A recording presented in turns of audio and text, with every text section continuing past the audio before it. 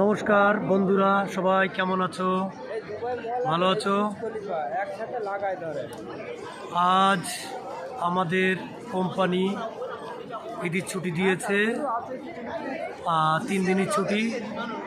আমি অনেক দিন হলো দুবাই মলে আসবো ঘুরতে, কিন্তু বাড়ির থেকে আসছি। আজকে 1 বছর হলো, তো আমি আসতে পারি না।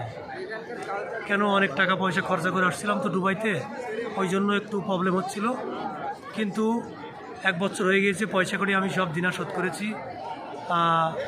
আজকে আসলাম দুবাই মলে ঘুরতে। তো রুবির থেকে মেট্রোয় আসলাম, 1 ঘন্টা মেট্রো ট্রেনে আসলাম।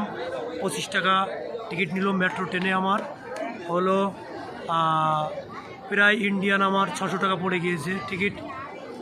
তো আসলাম, আসার পরে এখান থেকে দুবাই মল আসলাম। দুবাই মলের থেকে যেটা সবাই বলে বুর্জ খলিফা,